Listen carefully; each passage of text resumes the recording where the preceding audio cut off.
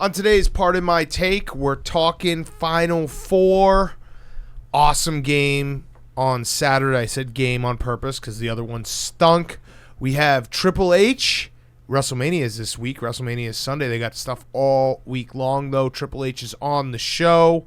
We're going to talk a little Who's Back of the Week. We also have some segments. A great Monday show to kick off Masters Week. This is sneaky, just a great fucking run of sports. It's awesome. Great time of year. It's great time of year, and we're brought to you by our friends at Coors Light and Coors Seltzer. Do you ever feel like you're always on? Do you feel like you need a moment to chill? Well, guess what? If you're one of those people that's go 24/7, there's one beer out there to chill, and it is Coors Light. The mountains on the bottles and cans even turn blue when your beer is cold. That way you always know when it's time to chill, when you need to hit the reset button. Just open a Coors Light. It's mountain cold refreshment made to chill. Coors Light is cold lagered, cold filtered, and cold packaged. It's literally made to chill.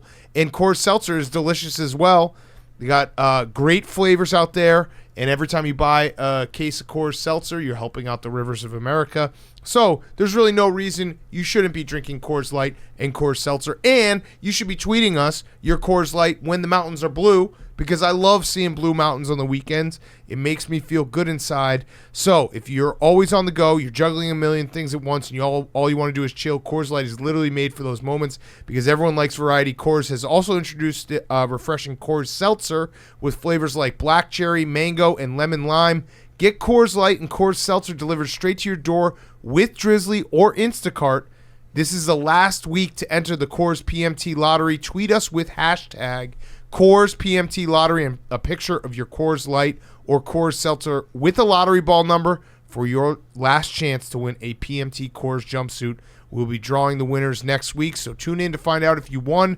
Celebrate responsibly. Coors Brewing Company, Golden, Colorado, and Fort Worth, Texas. Okay, let's go. Welcome to Part of My Take, presented by Coors Light and Coors Seltzer. Make sure if you're looking to chill, you're doing it with a Coors Light or Coors Seltzer. Today is Monday, April 5th. Hello, friends. I was going to say in sports rule. Yeah. You kind of jumped me there. Sorry, they do. Hello, friends is Wednesday. This is what, sports rule because we have the national championship tonight and the Final Four on Saturday, and one of the best basketball games, tournament games we've watched in the history of the tournament. I'm fine with maybe being a little hyperbolic with that statement. That game fucking ruled. Sports rule. The game owned from start to finish. Like every single part, even the beginning of it, when it felt like, okay, at some point Gonzaga is going to turn it on. I feel bad for UCLA because UCLA played the best game that they could possibly play. Everything right happened for UCLA. Yes. And it just wasn't enough at the end. It could have gone either way. Like they could have very easily won that game. But it was a life-affirming moment in sports where it's like, I'm glad that I sat through like a few clunkers of games, some stinkers. I'm glad that I lost a responsible amount of money in Detroit gambling on these games. It's all worth it because that game kicked so much ass. It ruled, and yes, it was the Houston-Baylor game was not fun. It was a blowout. I mean, it was fun if you're a Baylor fan. Baylor kicked the shit out of Houston. Listen, Houston, nice run, gets to the Final Four, but kind of what we always thought in terms of the elite teams, that Houston wasn't on that level, and that's no shame to Houston. Then we had a hour-long Miley Cyrus concert, which also ruled, but there was so much time in between the games. And then we get to the Gonzaga-UCLA game, and Gonzaga's 14.5-point favorites. You think to yourself, okay, this team has won 29 out of their 30 games by double digits. There's no way this is going to be close. And you're right, UCLA deserves so much credit. Mick Cronin's a fucking hell of a coach. Johnny Juzang is just a fun name to say. And also, the Blue Bloods keep on losing because if you're a Kentucky fan, you're like, wow, Cal couldn't have played Johnny Juzang just a little bit more, and he transfers from Kentucky to back home to UCLA. But that game was awesome. The whole time I was sitting there being like, well, when's the Gonzaga run going to happen? When are they going to do what they do to every single team where it's like stop, transition, easy bucket, three, stop, transition, easy bucket, 7-point run, timeout, boom, they've got this. But UCLA just hung around, and they just played their balls off, and it was fucking awesome. After the first half, I knew that UCLA was going to stick around for the full game because they were running with Gonzaga. They were able to keep that pace up. Yeah. Which I didn't think that they would. If you had told me that in the first half that it was going to be that high scoring and that UCLA was going to be able to keep pace with them, I was like, no chance in hell. The formula was Mick Cronin is going to do Mick Cronin things, slow the game down, win ugly. But no, Mick Cronin was we're going to execute a game plan that nobody sees coming, which is we're going to turn into UCLA, or we're going to turn into Gonzaga basically. And then really the only lucky parts that UCLA ended up having in the second half when they started hitting some of those desperation mid-range jump shots down the stretch. That's when it was okay, everything is going right for UCLA right now. It felt like a team of destiny. Well, it was, yeah. I mean, their defense was good but they also just were hitting insane shots. There was, as much as that it's game plan and Mick Cronin is an unbelievable coach, they also were just hitting so many shots. What were they shoot? Jake, what did they end up shooting from? There was a point when they were shooting 57% from the field, and it was Gonzaga was shooting 61%, I think, in the first half. Yeah, UCLA shot 62% twos. They were just the shot making was off the charts, and we deserved that game because we had the Elite Eight kind of stunk. Just being honest, it kind of stunk. There wasn't a super close, exciting game. It felt like we hadn't had that game since UCLA and Alabama. And I'll say this: so UCLA is not going to win the tournament. Obviously, they're out, but they won the tournament in terms of. They gave us the best stories. The Alabama game was an all-timer. This game was an all-timer. Alabama was a different all-timer. That was more of an all-timer tournament game in that the quality of play wasn't great, but the drama was off the charts. This game had it both. It had the drama, and it was fucking highly played basketball game. So UCLA, they go 6 games because they played in the first 4. They make this run. First team to ever win 6 games. And to win their last 6 games of the season and not win the NCAA tournament after qualifying. 5 games. They won 5. They won. That was their 6th game. What did they win? They lost in the Oregon State. Okay. Yeah, my mistake. First team. That's why they ended up being an 11 seed, because they lost their last 4 games of the season. Yeah. First team to win 5 games in the NCAA tournament, not win. I'm not going to actually. VCU. VCU 2011. God damn it. Sorry. The first year of the first 4. Sorry, that was the whole story. Shaka. That was the whole storyline that UCLA was the later. first time to do it since VCU. Well, I agree. First 4 to the Final 4. I agree with the sentiment that UCLA won this tournament. Yes. They're the champions of this tournament. And it was, what it came down to? We even started out, we're guilty of this too. We made this about X's and O's, not Jimmys and Joes. Yes. Turns out that UCLA had the Jimmys and the Joes. And the Johnnies. And the Johnnies. They were just as athletic as Gonzaga was, and they were able to play. They played the game of their lives, and watching Bill Walton react to it was that was another life affirming moment. Yeah, because he didn't even have a moment of silence or sadness. He was just he saw the shot go in and he started clapping. He was like, "Basketball, man, life is beautiful." He was Kyle from SNL and Good Neighbors. Who just has the sports on the side of his. Yeah. He just stood up and Bang was Jules, sports, baby. Yeah. Sports. There's nothing else you can do about it. That was just sports. What were you going to say? I was going to say shout out to you, Big Guy, for mushing the buzzer beater into existence. Unbelievable. Via the Barstool Sports book. So yeah, in the bars, and I created this bet. Obviously this bet you can find in other places, but we had a whole thing where if there were multiple buzzer beaters, it was basically a lightning round where you doubled your money, quadrupled your money. So this bet came from my brain. What was the bet? So you could bet buzzer beaters for the tournament, and it was under 2 seconds. A shot that's under 2 seconds, game winning. You could bet it for the whole tournament, or you could bet it round by round. I bet it every single round, and then on Saturday, I'm driving to Philly. I saw it plus 1,200. And I was like, nah, fuck it. Gonzaga's going to kill UCLA. Baylor's going to kill Houston. There's no reason to do this. And the one time I didn't bet it, just fucking classic. Thank you for not betting it. Yes. On behalf of the rest of America. PFT, I want to go back to your point, though. So Miley Cyrus? No. Charles Barkley, who how would you rate in hindsight, do you think you were too horny on Twitter? Or no, not horny enough. People were overreacting to your horniness. Listen. I am an appreciator of art, Hank. I'm an appreciator of good musicianship, and I am as simp as fuck for Miley Cyrus. If there's a scale of 1 to infinity for my simp level for her. How many concerts have you been to of hers? I've watched. Because I've been to one. I've watched fucking awesome. several of them.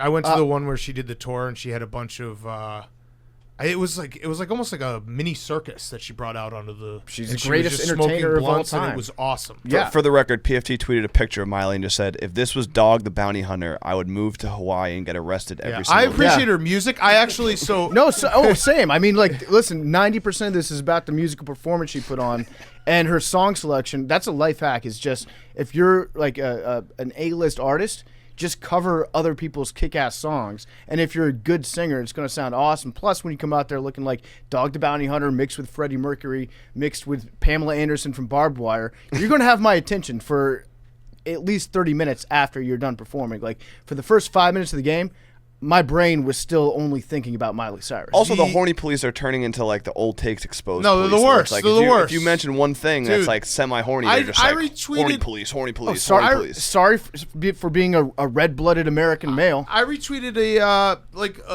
a girl from Real Housewives, and everyone's like horny police. Like, dude, what? Yeah. Shut up. You horny police. They're the horny ones because all they can think about is sex. You know what? Get your mind out of the Fucking, gutter. what, do you got a sex addiction? Are you addicted to sex? I think we need to normalize being horny.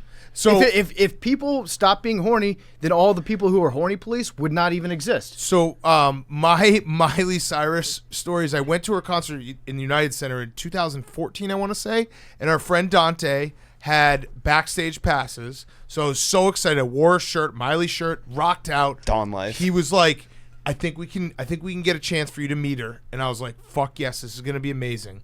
And I waited in the bowels of United Center for 2.5 hours. And then I finally asked the security guard outside the like locker room, the dressing room. And I was like, hey, do you think Miley's coming out soon? And he was like, dude, she literally went from the stage to the bus. She's been gone for 2.5 hours. Oh, man. And I was like, okay. So I probably needed the horny police there. I would wait in Miley's It was bowels worth it. for much longer than All that. right. That's too much. Miley, respect her fucking choke me music, with dude. my own guitar chord. Respect her music. Worst part of the horny police is the bonk with the Doge. Yeah, I got bonked. I hate getting bonked. I know I got bonked like a million times, but you know what? At the time, I was like, what if Miley just hit me with something? That would feel good too. Don't send me to horny jail. But what I was gonna say is back to the Charles Barkley, the Jimmys and Joes, and then Jimmys. So the Baylor Gonzaga game, there are no Jimmys and Joes. There is a Joel though. Okay. So who do you think has the edge there? Joel. Well, no, Joel is a Joe that's holding an L. So Ooh. I'm saying, So Gonzaga's gonna lose. yeah. That's what that's your official So prediction. Baylor, yeah. Yeah, you have to. Jared Butler's going to go off. Yeah. Call God. The a couple other things from that game. Obviously, Jalen Suggs. The play, the block, which wasn't a block. I get it, UCLA fans. You have reason to be upset about that. They also got a makeup call like 10 seconds later, but that wasn't a block. It was a foul. But the pass was incredible. Mm-hmm. And then obviously the buzzer beater was insane. Like to have the presence of mind, because I feel like most of the time a player will shoot that way too early, and they'll shoot it like at half court. He was just nonchalant, like this is exactly, I know my spot, I'm gonna throw it up there, and I think the bank counts because I think that's exactly what he was trying to do. Well, yeah, you just try to get it up with the right amount of arc on it, and then you put it in the general vicinity of the basket and let God take care of the rest. It was in both those plays, I think they both took like exactly 3 seconds to get from one end of the court to the other. Like it was one of the best shots. I'd say maybe the best shot in NCAA tournament history. Embrace debate. Big, I'll just the well actually Leitner before shot. people do it tomorrow, but people are. I thought it was a foul as well, but people are saying that technically the rule is that the hand is considered part of the ball when it is in contact with the ball. It is not a foul if a defensive player makes normal contact with the player's hand. There we go. When it is in contact with the ball. So people also were saying though he didn't establish himself in bounds as well. People were well actually the play as like, dude, it's a cool fucking play. So, relax. I did see that part. I didn't think that it was a foul on he the did, block. yeah. But it looked like he took one step out of bounds, one step in bounds, then touched the ball. cares? But at the end of the day, I think that there are a couple strong feelings I have about these types of plays. If it took place in a basketball game or in a football game, if it's cool enough, it should not be a penalty or a Correct. foul. Correct. Secondly, I also think that if you are the type of person that's going to actually a great play like that, you should have a great play taken away from you as well. Well, if you are the type of person, if you're a UCLA fan, you have permission to actually. But if you're just I'm a actually guy, go fuck yourself. Well, the end of the game, I also saw people saying that was not a charge. It was a charge. It was. But I also believe that if you should not be able to get called for a charge if you dunk the ball after you charge it.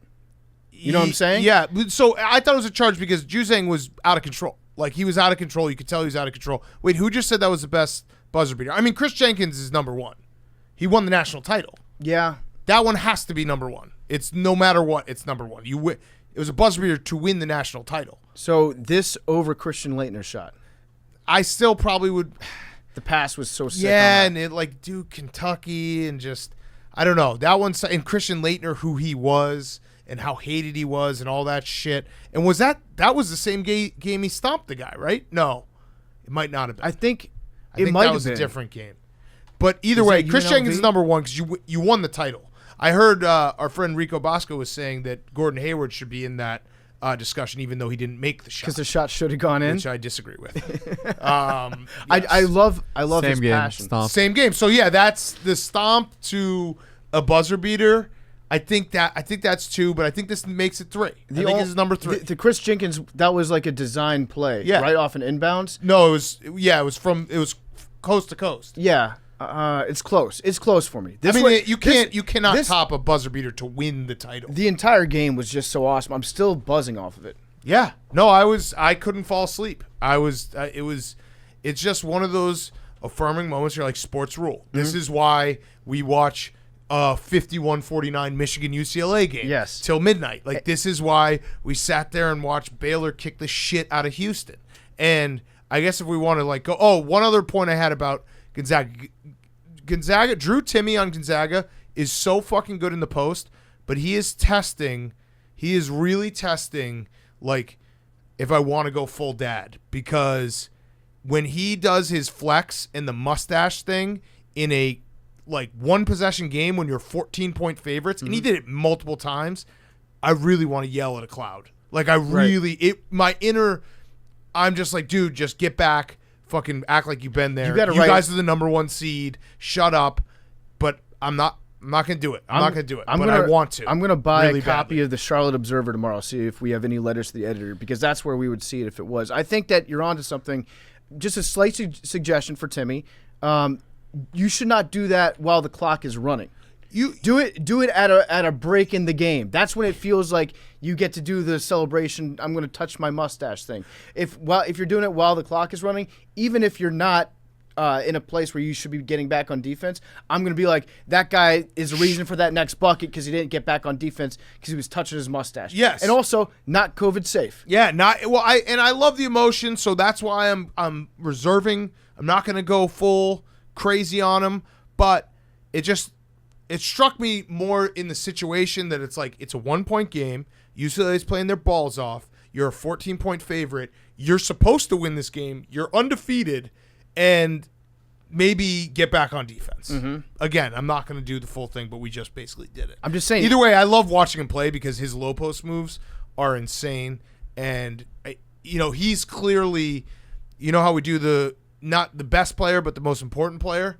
He's the most important player, and he's probably also the heart and soul. I would say, well, he might be. What if he's the best player and the most important player? He's not the best player in my mind on Gonzaga. I think Jalen Suggs or Kispert are in that category, but he is the most important in that it's clear that he's like the emotional. Everyone looks to him for the emotion. The problem I have is maybe you have too many good players on Gonzaga. It's the just one ball theory. They're so good, and their passing is so good, and like. It's not like they played a bad game. It wasn't one of those almost upsets where it's like, oh, the favorite was just off. UCLA just made all their shots and just fucking, was toe to toe with them. So this game tonight is going to be awesome. Some are saying it's the most anticipated game since UNC Illinois in 2005. John Rothstein is one of them, one of our good friends. So listen. If you're a hoop head like us, I would say it's up there. Like, I don't think it's going to get the national number, for all the ratings police that are going to try to shame us for watching a game that was lowly rated. We're going to get bonked by the ratings police? I would say that, anticipation ratings are a result of anticipation. But in terms, so if the ratings are bad, but I get how high could the anticipation really have been? You're right. Nationally, I wouldn't be shocked, especially with the game starting at I think 10:15 Eastern time. That's not. I know it's 9:20, but that's still ridiculous. 9:20. Yeah, sorry. Like that's full. That's dinner. That's sitting around. That's a snack after dinner. That's your late night snack, and then the game's going to tip off. Mm-hmm. It's going to be late. And then there's going to be like a 30-minute halftime. But is Miley Cyrus performing again? That's actually what they should do if they want to ensure more people tune in. Yeah. Like, have her run it back. Do the exact same set list. Wear the exact same outfits that she was wearing. Would you do everything dance exactly in one the of same? those cubes by yourself if given the opportunity? Yeah, those people were the real There was MVP. one guy that was clearly with his girlfriend that loved just it. didn't want to be there. They were so unnecessarily spaced out too. Yeah. There was like 15 feet in between. They were like those little gym mats that they give you in elementary school to be like, this is where you have to sit. It's like it was credit to them for being able to rock out in an environment with 5 other people attending the concert. Agreed. But in terms of the game, okay, so I agree with you, Hank. The ratings are not going to be great. In a national conscience, it's not going to be the most anticipated game. It's not going to be even close to the most watched game. But if you follow college basketball and you love college basketball, this is one of the most anticipated finals in terms of it's a COVID year. These are the 2 best teams since the beginning. They were supposed to play. COVID canceled that game. And now you have it where it's, okay, the 2 teams that have been head and shoulders above everyone else for the entire year. Because remember, Baylor was undefeated, then they get COVID, then they lost to Kansas, and they lost in the Big 12 championship. Like, if Baylor doesn't get COVID, they might be undefeated too. That's how good they've been. And Gonzaga going for the first perfect season since 1976. I'm fucking excited, guys. I'm sorry that I'm the lame guy who's like, sports are cool, but god damn it, sports are fucking cool. So there's going to be high ratings in Indiana, I bet. They're going to be watching this because, birthplace. No. Obviously, well, not only is it the mecca of college basketball, but it's also you get to see whether or not that Gonzaga is going to take your crown as being the last undefeated. Because right now, that's like what Indiana has as that's their like bragging rights right now. It's like nobody's done this since us, and then they've got actually this whole Final Four was very Indiana heavy. Well, yeah. Kelvin Sampson. Yeah. You had a lot of stuff that was like directly daggers twisting in Indiana's hearts. Well, in 49 states, it's basketball. But in Indiana, it's something different. It's life. Yeah. It's like the SEC. It just means more. Mm-hmm. I like those sayings. But yeah, I'm just excited. I'm excited for this game. Who do you guys... So are you taking Baylor? Well, I mean, I don't know if I can say that I'm taking Baylor just because Gonzaga has a guy named Joel. Yeah. But it makes a lot of sense. He's really good. It makes a lot of sense to me. It was funny, though. So that Charles Barkley clip about the Jimmys and Joes, X's and O's. Hank, can you play the clip? Can we put that in? So I tweeted out that video, and then I woke up this morning and I had like hundreds of people arguing in my mentions about the state of race relations in America and how identity politics is either ruining or bolstering the American electoral system. I was like, what the fuck is going on here? And then I realized that Charles Barkley had another political take that I said earlier that looked exactly like what this video was. I don't care about the other one. I think that Charles Barkley's diatribe on Jimmy's and Joe's and X's and O's was great. It was incredible. Like the sabermetrics he was pulling out of his ass there were unbelievable. So I think I got to go with Joel or against Joel. I'm going against Joel. I'm going with Baylor. I'm going with our guy Jared. I love Joel Ayayi too. He's fucking good, man. He's so good. I'm taking Baylor. He's so good. Only one team has had a player that's come on this show in the past few weeks. Yep. I heard a Facts. little birdie in my ear said that Corey Kispert might be an AWL. So we'll see if that works out. I'm going to take Gonzaga. I think they're going to win.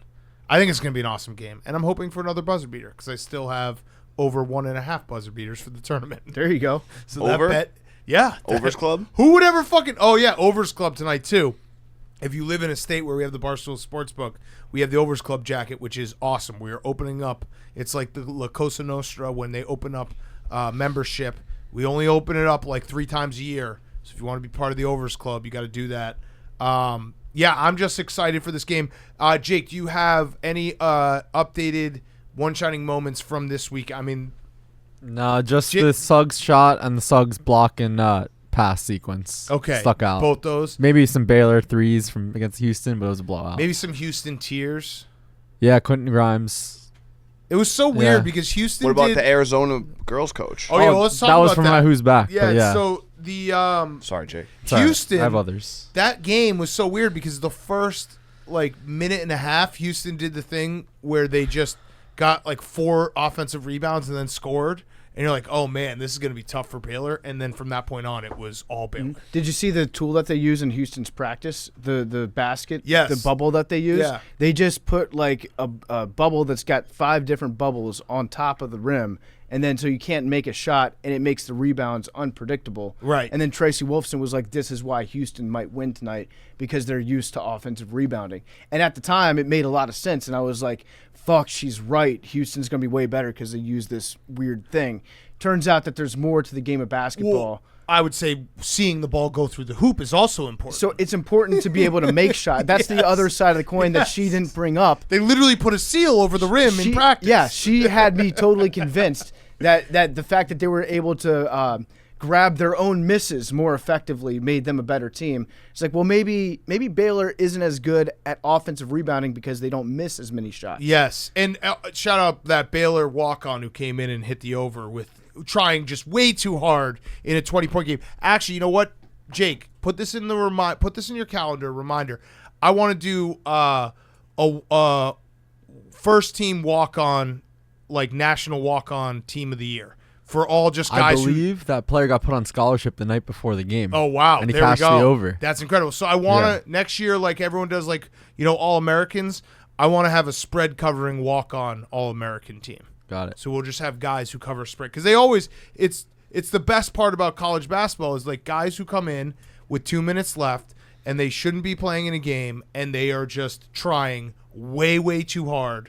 And you get moments like that. You could tell that he wanted to make one of those shots. Too. Yeah, at the of end, course. he stepped up to the line. He started patting his chest. He was like, he was following through on his shot. Yes. On a free throw, you rarely see that somebody hold the hand up and wait for the shot to go in. It was electric. Where do we stand on the court? The splattered paint. The Jackson is a little Pollock bit effect weird. is it did look like there was a massive spill. It looked like the court got bukakied before the game started. It's a little distracting. I'm one of the guys that when you see a Final Four, I just want it to look normal. Yeah. As normal as you can make a court, that is the perfect Final Four court. It reminds me of there's a great writer in Chicago, Rick Thielander, who he's been a sports writer forever for the Sun-Times, and he I think it was probably about 10 years ago. You know how they have the graphic on the baseline in the NBA? He thought that it was actually coming out of the ground, and he wrote an article, or it may have been a tweet, being like, this is a hazard to the players. They could trip over this. I like it. And it was no, dude, that's actually just painted on there. Yeah, it's like when you watch professional, EPL, sometimes they'll have the fake 3D graphics on the screen. Right. In the middle of the field. But somebody should get that big triangular pad that says fly emeritus off the field. Someone's going to get hurt. But Rick was ahead of his time because I actually agree with him. Yeah. That they get too funky with the baseline and it fucks you up. I agree. So he was criticized then. He should be lauded now. Be like, the technology on the baseline, just keep it simple. Yes, I want a court that looks exactly like the courts did the minute they introduced Hickory the High three-point line. Yes. Yeah, exactly. I don't even want anything there. I just want it to be old wood look. Don't you think it though? It's like the Super Bowl logos. It's better when they have more personality. Like when they show clips of the old tournaments and they're playing on the random floors or the different colored floors. It's better than when they just turn everything into generic. Put it at mid-court. Boom, done. They actually do different Final Four logos every year. It's just the paint splatter did fuck me up a little bit. Yeah, because I thought there was everywhere. confetti on the ground or something. Whose job was it? I want that guy's job to just go around and drop cans of paint on the baseline on the sidelines. We had a lot more to work with because they're like, we have no fans, so you have all this extra space. Yeah. It True. looked like the court looked like I had been standing on it watching Miley Cyrus perform. All right. Bonk. Don't act like she didn't put on the best performance on television that you've ever seen. I've loved Miley forever. I fucking love Miley. Yeah, I'm out on Cardi B. I get new friend Miley Cyrus. Miley's fucking awesome. She's a great singer. That's where I respect her as a singer. Anything else from the Final Four? Anything else? Well, we had also the women's championship tonight. Arizona won. No, Stanford won. Stanford Arizona won. covered, so Arizona won in my mind.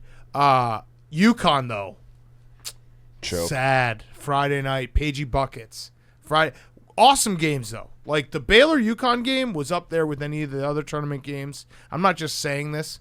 I'm sure people will be like, "Oh, you're just saying." I watched I think the Sweet 16 on. It was great. The Stanford South Carolina game on Friday night was one of the best games of basketball I've ever seen. Like the second half of that was Last 10 seconds. Last 10 seconds Yeah. was crazy. You saw like there was a putback shot that hit off the back rim from Boston, and then she started crying. I've never seen somebody cry more tears as fast as she did right when that happened. Like you have to be very sad to have your entire face covered in tears within a half a second of something bad happening. Yeah. It was just, you felt bad. It was one of those where I was Waterworks, like, dude. yes, because I bet on Stanford. And then I was like, well, now I feel bad. But yeah, the last like 5 women's games that I've watched have all been incredible. Yes.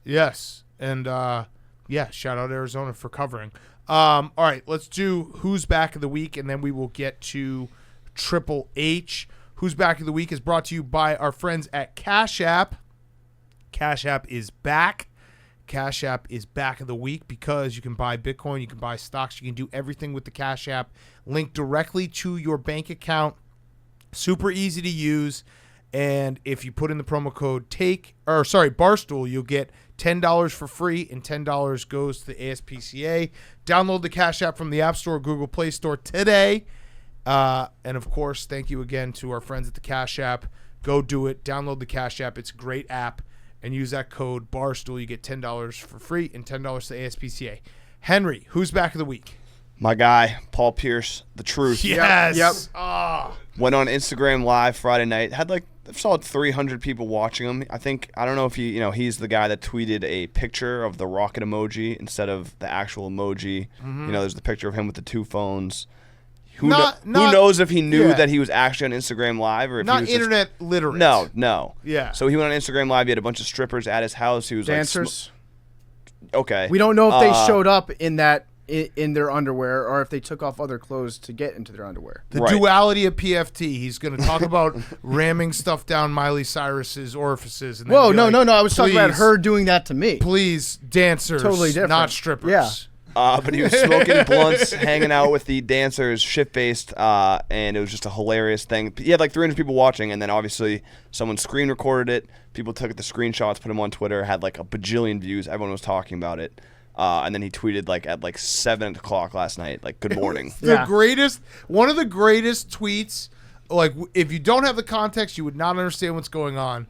But it's in the middle of the Gonzaga UCLA game, and he just pops on for a good morning because After being basically the conversation, everyone's like, there's always a main character on Twitter every single day, and like you never want it to be you. He was the main character on Twitter for the entire morning, and lead up to the Gonzaga It game. was impressive that he was able to log off and stay offline for that long. Well, Unless he he was actually shit-faced. just Yeah. woke up. But yeah, like most people would have tried to put together like some sort of PR statement or like an apology, a notes app maybe, but not Paul. He was just like, you know what? I'm going to wait until the middle of the most exciting basketball game possible, and that's when I'm going to come. It was actually a brilliant move on his part. It makes it so much better knowing that there were probably people at ESPN and Disney freaking out, and like his agent was calling him, and everyone was like, dude, what are you doing? Like, you're trending. Good morning. Like, what are you going to do? Mm-hmm. He's up now. My favorite was when he was like talking to the phone. It must have been a bizarre thing to see if you were in the room, because Paul Pierce was just holding his phone up in front of his face, talking into his phone while he had women stripping behind him, Dancing. dancing. Excuse me. Throwing chips. And he was like, "Where are you from?" Oh, Istanbul's? Yeah. I like turkeys. Yeah. Like I've been to Turkey's. Yeah, man. It's awesome, hilarious move, and Paul Pierce, like an athlete, just essentially saying, "I have all this money, I have a ring, I'm just gonna have fun, and what are you gonna do about it?" The truth. The Yep. best. Is that it, Hank? Yeah, and I also had every franchise in the history of Warner Brothers. Oh yeah, Space Jam. Space Jam commercial came out, and every franchise in the history of Warner Brothers was made a cameo. So, Game of Thrones, Game of Thrones, Clockwork Orange. Clockwork Orange. LeBron making a new super team. You guys see that? Hear Yep. about that? Yep. That was funny. Lola Bunny. But yeah, Everyone. Shout out our guy B-Dub Carlin being like, this movie's for kids. Like, if you don't like, I was like, dude, just not- guess what? I It's wasn't gonna say LeBron. him, but- I don't care that it's for kids. I'm still gonna bash it. Like, of course I am. Mm-hmm. That's what. I'm gonna watch There it is no. too. Yeah, no, I'm gonna watch it, and if I like it, which I probably will, I won't say it. Yeah, what was his line? What in the Matrix hell? Yeah. As he's like going into the server, and then he It tweeted looks that. sick. Yeah, it does. It honestly looks like it's going to be In the head. Yes, no, it looks like it's going to be a good movie. Who I'm would gonna watch it. something like that? That's what I'm thinking. My who's back of the week is Jordan Spieth. Yeah. Jordan had him Spieth too. won, and it's very funny to see the people who were like, "This is the best storyline. This is the best thing that we could have for golf," because Jordan Spieth won again. We've all been rooting for Jordan Spieth to finally make a comeback, and I've never really understood. Like, I guess Jordan Spieth is okay, but he's like Billy's little brother. Well, Like, he was I supposed don't- to be the next one. Yeah, but I don't understand why people are like, "This is so awesome that Jordan Spieth is." Why is he the 'Cause- most rootable Because golf person out there? he was. Everyone anointed him as like the next great thing. He was awesome to start his career, and if you watch him, he is the biggest head case of all time. So I think everyone feels bad for him. Okay. Because like.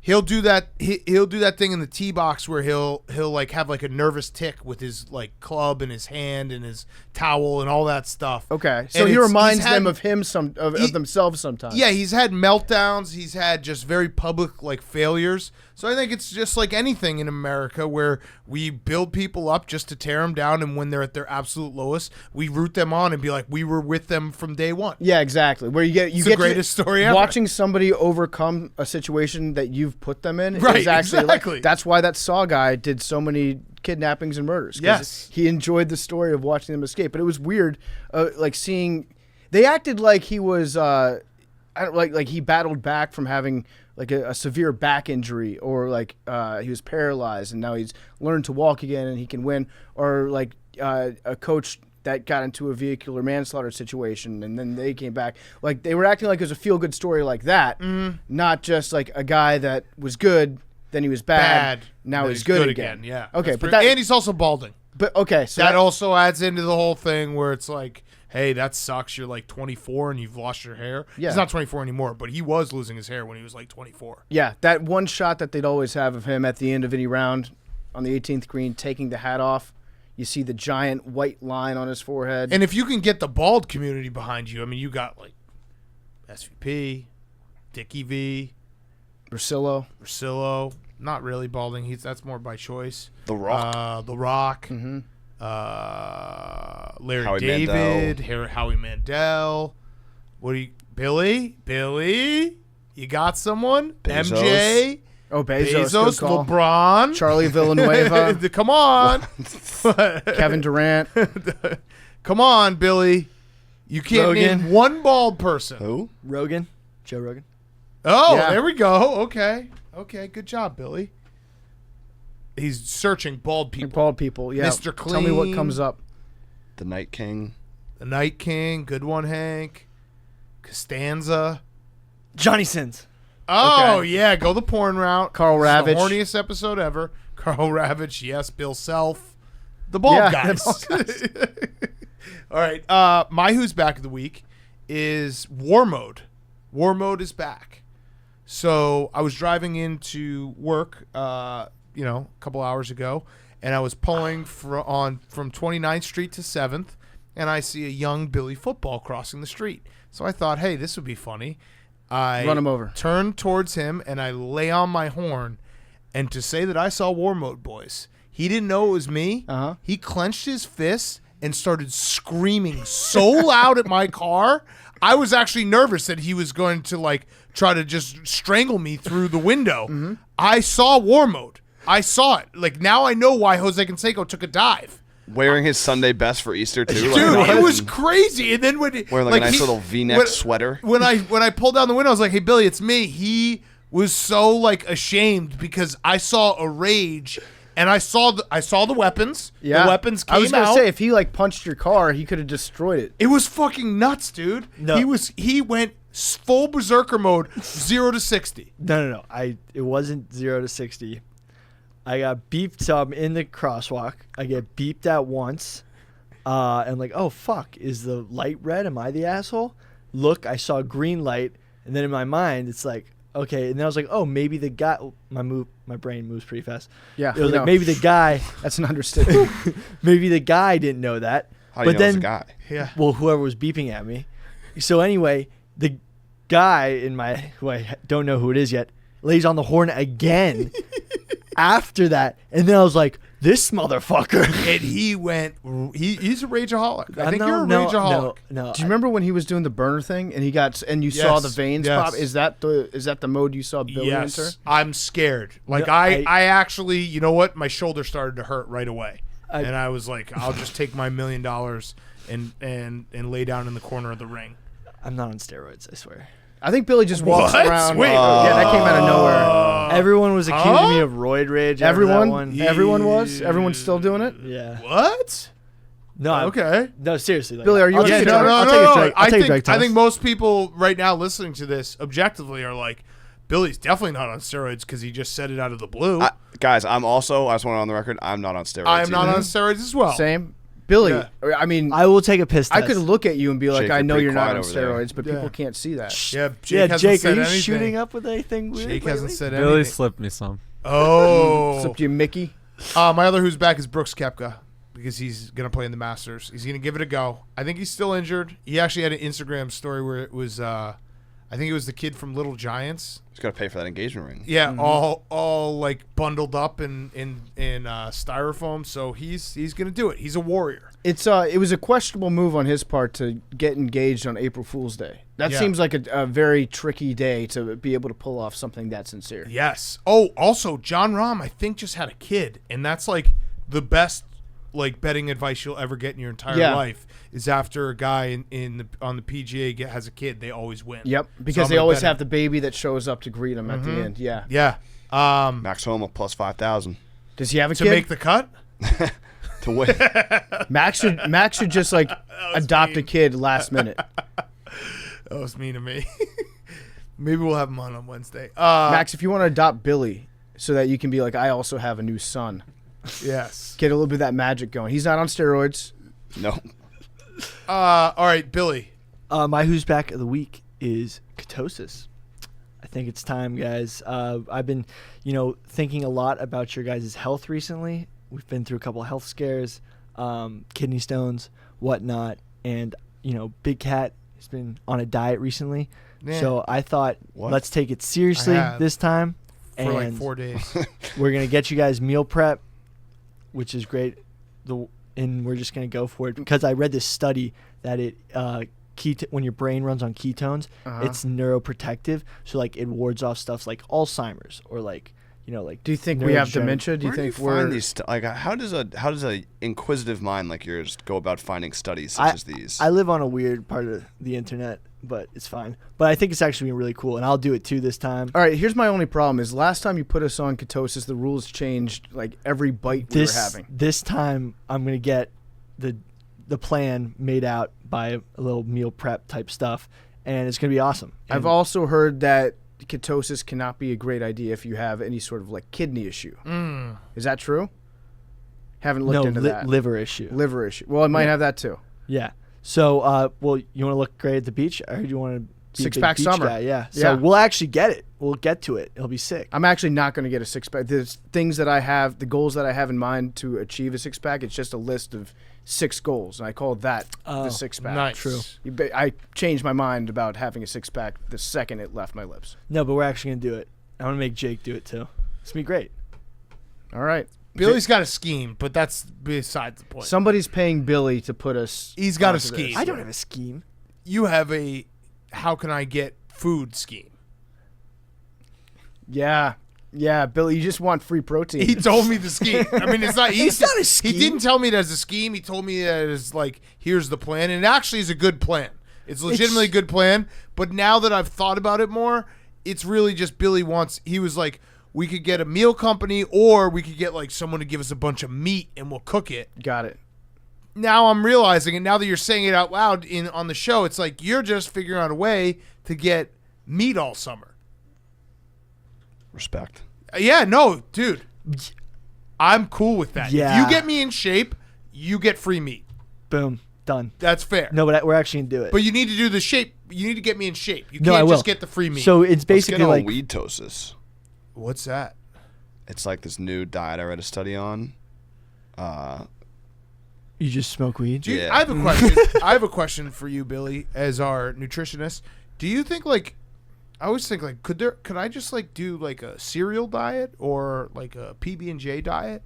Something that's not that hard, like just Liquid only diet? eat peanut butter and jelly. That'd probably work. All right. So maybe we'll just do that. You Okay. should use me as your test tube. That came out wrong. Tim Brown used to do the cereal diet, right? Did he? I think so. I think his thing was like people would be like, "How are you in such great shape all the time?" Showing up for training camps, he'd be like, "I literally eat cereal for every meal." That would be awesome. But like I want But I also like the problem is I say it, but it's all just going to be sugar cereal. Well, you also get protein from the shrimp. Yeah. No, but that's true. I want to see what my brain's like on ketones because like they say that you get so much more energy and like people drink less. Like one guy was like, I don't have to drink coffee anymore because I'm just so. amped. Listen, Sounds like you just want to that's- use cocaine. Yeah, I don't want. Yeah, I well, want to your stop brain- drinking You're coffee. you're mistaking Your brain on ketones- ketosis, Billy, I'm in. might be like being on cocaine I'm in. all the time. I'm in, Billy. Okay, I'm in. boom. Lose Billy, a lot of weight. Billy makes this podcast Joe Rogan's show. That will happen this summer. All right, Jake, do you have a who's back? Skip Bayless not being nice. Wait, that's a segment. King Stay Kings. Oh, are you stealing that because Hank stole no, yours? it was unintentional. Scratch it. My who's back is languages. Yeah, Okay. okay. Yeah. Okay. Thinking on his feet here. No, I actually had it. Okay, I like this. They released the Russia and the Hispanic final call. I It was saw pretty that. cool. I saw that. It was like rate this versus that. Well, how do you know that they're not cussing in those languages, Jake? They could be. They could be, yeah. The only word I recognize is when they say the name. Yeah, you should learn more languages, and then you could be like a one-stop shop for all the calls. Okay. That'd be cool. kind of cool, right? Yeah. Do you that'd be speak? sick. Do you speak Hebrew? Shalom. There it You is. should do the Hebrew calls. You did a good job with your call. Oh, the thank buzzer you. beater. It kind of got washed out because everyone was screaming, but Yeah, but that's That's fucked up That's by them. sports, baby. Yeah, I Yeah. mean that's just the moment swept us all away. It happens. And Hank aptly said he saw me just sink into the couch, and it's because I didn't bet plus 1,200. Well, yeah, on it buzzer happened. I was beater. like, buzzer beater. I was like, all right, can't wait to see this reaction. Big Cat's going to be going nuts. And then everyone stood up and started screaming, and Big Cat, like, sunk on the couch. I was like, oh. Oh. kind of wearing my emotions on my sleeve on that one. yeah. Maybe I'll learn. You should either do Hebrew or the Canadian call. Of the Do game. all That'd of be them. very funny. Do all Just of do them. like 12 languages in the final call. Yes. All right, I'll try my best. Let's have it ready for Tuesday's show. Have the winning like last final 10 call. seconds. Yeah. Okay. In every language. That I'll would do be my great. best. You got it. Okay, awesome. Love it, Jake. All right, let's get to our interview. We got Triple H on the show. Before we do that, it's March Madness time, and we're making up for last year's tourney getting canceled by going bigger and harder this year. Luckily, our favorite sports drink, Body Armor, just came out with a new sports drink plus caffeine called Edge. It's got 100 milligrams of caffeine and 1,000 milligrams of electrolytes to keep you going through the last buzzer or finish line. Plus, it's got antioxidants, B vitamins, and no artificial sweeteners, flavors, or dyes. It's more than a sports drink. It's Body Armor Edge. You can find them at 7-Eleven or order online on Amazon. It's basically got a cup of coffee of caffeine, 1,000 milligrams of electrolytes, no artificial sweeteners, flavors, or dyes, has B vitamins, antioxidants, coconut water, and it comes in awesome flavors: Berry Blitz, Tropical Chaos, Power Punch, and Orange Frenzy. It tastes great. It will keep you hydrated, and it will also make sure you're alert while you're watching the championship game tonight. One of the best games that hopefully we'll have all year. So check it out. Again, 7-Eleven or order on Amazon. You can find the flavors: Berry Blitz, Tropical Chaos, Power Punch, Orange Frenzy. It is new Body Armor Edge. Body Armor Edge has it all in one drink: caffeine, electrolytes, antioxidants, B vitamin, coconut water. It's all there for you. Body Armor Edge. Thank you to Body Armor Edge. Okay, here he is, Triple H. Okay, we now welcome on recurring guest, someone we've had on before. We went up to Connecticut to interview him last time. It is EVP of Global Talent Strategy and Development for WWE. It's Triple H. We have the NXT TakeOver coming up April 7th, simulcast on USA Network and Peacock. April 8th, live on Peacock. WrestleMania coming up that weekend, April 10th and April 11th, live from Raymond James Stadium in Tampa on Peacock. So, Triple H, I think we'd only ask you this question because we're not with you right now, but we have had other people who are streaming on Peacock on the show, and we have to ask, what's it like being on the Cock? So far, I've loved it. Yeah. You know, I didn't think it would be something I would say, but yeah, you know, so far it's been great. You know, some people complain about it, you know, but so far it's been good. I think people are enjoying the Peacock. Yeah. Okay. So in a real question here, people were complaining about it. So what do you do when you guys have been so successful for so long? Is there a part of you when you hear fans be like, hey, this is the wrong direction, or, you know, we're mad about this? So in today's world, does anything happen that people don't initially complain about? Ooh. No. Oh, Dessert. like, tweeting about bacon or something. Yeah, dessert and bacon. Even that, I guarantee you that people still bitch about bacon. They have some kind of complaint about it right away. Bacon's cooked too much. Like, there's really no complaint about that. I'm of the opinion that no matter what you do, people are going to, in their initial take on it, their initial thought is to question or criticize. Nothing is perfect in its first iteration, and there'll be a lot of changes that are made. We're aware of a lot of the things they had to get through. The transition was fast. They have to migrate a ton of content. People don't understand how much content there actually is on the WWE network that needs to migrate over to Peacock. And that's happening now. So that, you know, it's a work in progress. It's great that people like the WWE network so much that they're concerned about where it's going, but I think that in short order we'll get there. I think people will be excited. And I think this is going to be a great thing for people long term, you know, for the same as what you were paying before. You're getting a lot more content and a lot more alternative stuff, and I think it'll be a good thing long term for everybody. So if you're listening at home and you're not watching this, Triple H right now is sitting in front of a giant bookcase. You've got, it looks to be like maybe 100 books behind you. Have you read all those books? One. Not. I was gonna say I like to imagine that they're all just really heavy things that look like books, just in case you need to beat the shit out of somebody. Yeah, there's a lot of that. Actually, there's some of those are like books that stuff that people send us over time from things that we were in or stuff like that. Probably not looked at any of them. I just, I was in that, put it on the shelf. Never really looked at it. It looks like you've got one anthology up there. Anthologies are always a nice look in the background. Yeah, that's always makes you seem important. You know, towards the bottom, I don't know if you can see it. Towards the bottom, there's like some ZZ Top stuff and some album stuff. Like Sweet. My for my 50th birthday, my wife had Billy Gibbons played at my birthday party with God, I'm blanking right now. The singer from Creedence Clearwater Revival, Fogerty. Fogerty, sorry, yeah, Fogerty played, and so it's all stuff from that. That's awesome. Cool. So I don't know. I'm sure you saw because you probably lifted with him, but I saw a video of Vince, your father-in-law, deadlifting over almost 1,000 pounds. He's 75 years old. Are you worried that he's going to kick your ass? So you saw a video of him deadlifting 1,000 pounds? Oh, no, sorry, squatting. It was squatting. Sorry, he squatted. Sorry, my fault. Yeah. It was a weird squatting machine. Yeah, it's Pit Shark, it's called. No, look, Vince is incredible, and you can say that it's almost on like every level. He's 75 plus. His work ethic is greater than anybody I've ever seen. He's still to this day, you know, I mean, he's in the office first thing in the day. He's there all day. He's meeting with writers till 1 a.m, 2 a.m. Then he goes downstairs and he trains. You know, his trainer's there like ungodly hours. They go downstairs at 2 a.m. and I mean, he just gets after it, and he doesn't sleep that much. Still trains like that. Still, you know, eats very particular about his food. He's just a machine. He's just a very disciplined person, and man, his work ethic is second to none. I mean, it's most people that work in this company. I think long term, it's just there's just a burnout factor. It's hard to hang with him for a long period of time. If you're on the same schedule he's on, man, it's 24/7.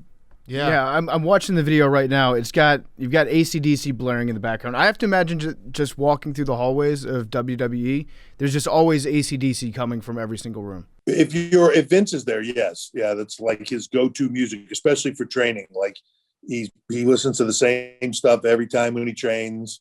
You know, yeah, he's a creature of habit, but he's just insane when it comes to that stuff. You know, he will wrap up Raw, you know, on a Monday night. It's 11. He's got to travel somewhere, and then, you know, you'll get where you're going, and he'll go, yeah, no, Mike's meeting me. I'm going to gym right now. And he's either found a gym that's open 24 hours, or he's had somebody preemptively go in there and talk to the gym owner, and he's got them going in there and opening it up for him at 1 a.m.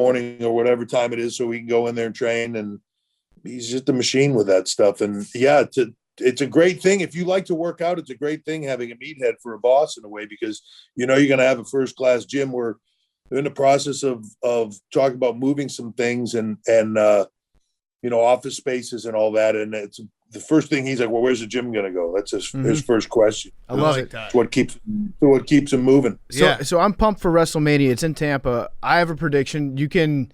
I'm just going to judge your eyes if you don't answer yes or no. Rob Gronkowski is going to make a return to WrestleMania this year. Yes or no? It's a possibility. It's been, you know, I know that's been discussed.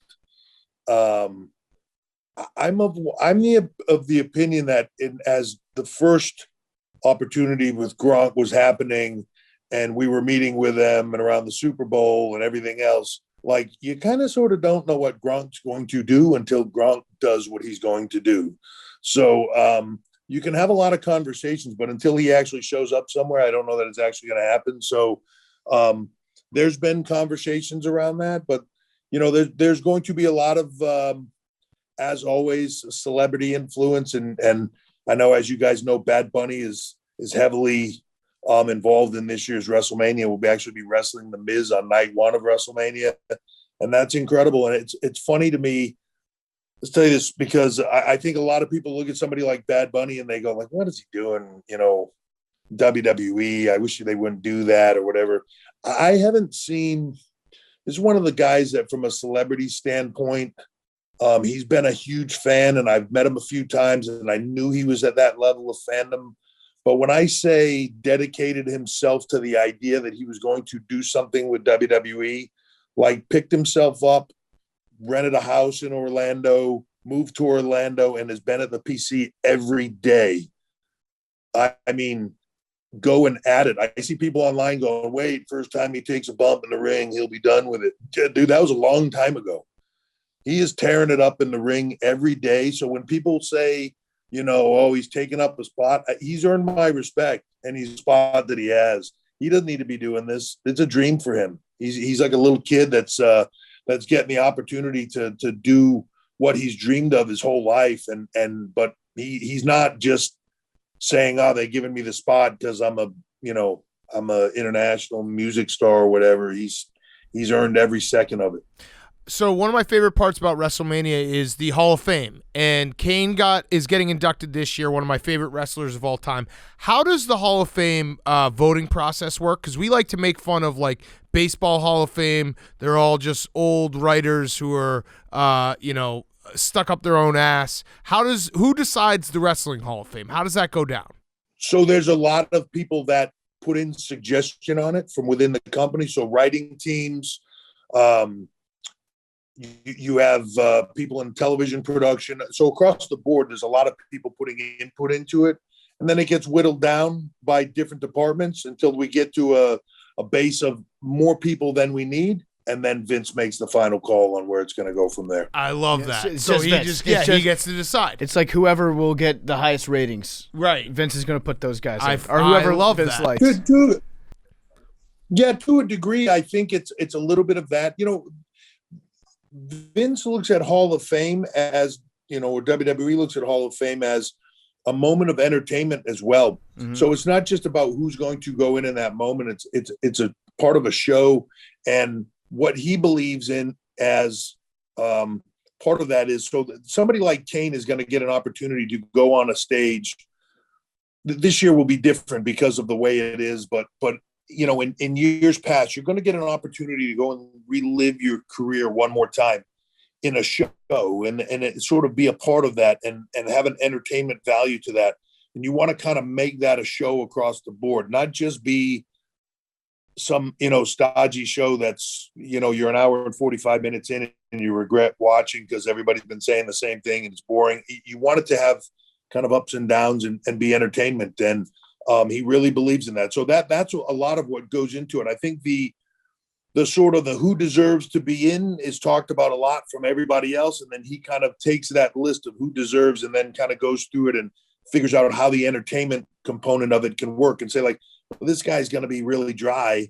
This guy will be dry too. Let's wait and put this dry guy in next year because we're going to put this dry guy in already this year. So, balance it out. But all Hall of Fame should be like this. That's what I was kind of getting at. Like if you're the commissioner, if you're the president, if you're the owner, you should just you basically become God. Vince McMahon gets to be God, and he's like, all right, you're in, you're out. That's how it should be. Not writers, none of this other stuff. It should just be one person deciding all of it. It's a funny thing for me is whenever I see stuff like that and I watch people go, well, who decides this and why is it decided that way? And it's so biased, it's terrible. But if anybody that decides it, if you let one person decide it, it's always biased. Right. Because at that point, it's just opinions. Music Hall of Fame, what's good music? It's opinion. Yeah. So all those things become opinion. Who should be in, who shouldn't be in. It's all opinion. I guess to your point, at the end of the day, if it's your gig, you get to have the opinion. Yeah, exactly. I also read online that you're friends with Ben Roethlisberger. Is that true? I am. So what are the odds of Ben ever getting into the ring? You think Ben could handle a few bumps? Ben's tough, dude, and he's one of those guys that's played some seasons pretty banged up and just keeps rolling. It's a funny thing. I met Ben years ago. A bunch of the offensive line came to a bunch of shows in Pittsburgh, and then they did something with us at a Raw television with DX actually, and Roethlisberger was in the ring and they did some things. It's a funny thing. I'm not a huge football fan, so I'll go to the Super Bowl, but I don't know enough about it to sit there and debate it or talk about, Shawn Michaels makes fun of me all the time. Like I'll make the joke about, I don't even know what inning it is. So Ben and I kind of hit it off, but more based on just outside life. And we never I've been to some of his games, but we hardly ever talk about football. He's come to the wrestling, but he doesn't follow it that closely. But at a time in his life where he was trying to figure out how to stop being Big Ben, I think, and get down to real life and not have to be this image anymore and get married, have kids, and change who he was and all that. We kind of bonded around a lot of that stuff. So we have a cool relationship. We don't talk all the time, but every now and then, we get on the phone together. So you might not be able to answer this, but I'm very curious. The WrestleMania, it's such a great spectacle. It's awesome to watch on TV. Watch it on the Peacock. It'll be on the Peacock streaming on Saturday and Sunday night. NXT TakeOver Wednesday and Thursday. What's the funniest or most ridiculous line item in the WrestleMania budget? Like, I would imagine when you look at the pyrotechnics budget, you're like, whoa, we spent $15 million on fireworks? Or like, what's the one that you look at, you're like, whoa, you've driven some crazy cars into WrestleMania that I'm sure cost a lot. What's the one thing that pops out and you're like, whoa, there's a lot of money for this? Yeah. That's tough to say. I think I've been blown away sometimes by, and I'll give you this one. I don't know how much it costs, but years ago, my entrance music's done by Motorhead. Quite a few, they played me to the ring at one of the WrestleManias. And I remember walking into the dressing room at Len, we were talking, I remember walking in there and it looked like we were in a liquor store. Yeah. There was so much booze in there and then a little tray with some ham and some carrots on it or something, yeah. And just every booze imaginable in shelves and piles. And I remember just thinking wow, that's the rider for them. How can there's three of them, and plus some crew, how much booze can they drink? Apparently, and I would get to know Lem much better after that, but a lot. And so it always just baffled me of sometimes the things that, like, when celebrities come in that they require. The one celebrity one time that came in where we had to have a bus for him on set. Even though we had locker rooms and dressing rooms and everything else, it had to be a bus, and the thread count had to be like 5,000 thread count sheets that we had to have special ordered. And then he never even went on the bus. Yeah, but he just wanted to know that he could do it. Yeah, that's a power move. Yeah. That's how he trusted us. Is like he just walked on the bus, looked, there's 5,000 thread count sheets. These guys are quality people. Yes, I love it. We're going to get back to Triple H in a second. Before we do, I want to talk to you guys about Simply Safe. If you have 30 free minutes, you never have to worry about a break-in at home ever again. That's how quick and easy it is to set up a security system from Simply Safe. It's the kind of thing that's so easy to do, you can do it during a Netflix binge, watching the game, or listening to a certain podcast. Actually, right now, during the rest of this ad, by the time I'm done, you will have been able to set up an account at Simply Safe. I'm challenging you to do that. It's a challenge. Simply Safe is incredibly easy to customize for your home. Just go to simplysafe.com/PMT. You can easily choose the exact sensors that you need. You can get help from one of their experts. It'll get to your house in about a week, which means by this time next week, you and your whole family is going to be able to go to bed knowing that your home is being safely guarded. It's easy to assume that everyone in your house already feels safe, but they might not, and it's worthwhile to talk about it. Simply Safe is a small, easy step to make sure everyone feels safe at home. Go to simplysafe.com/PMT so you can customize your system. You can get a free security camera. You also get a 60-day risk-free trial. There's absolutely nothing to lose. That's simplysafe.com/PMT. Shout out to the guy that just went to Simply Safe and got signed up right now. That's awesome. Love you guys. Back to Triple H. When you're planning out a show like WrestleMania, I've always wondered how you time it out. Like when you're going through the matches, you're like, well, it's going to take us 2 minutes here to set the ladder up. It's going to take us 3 minutes to get the snakes out. Like how intricate do you get with the timing to know how long each match is going to last and what goes into that?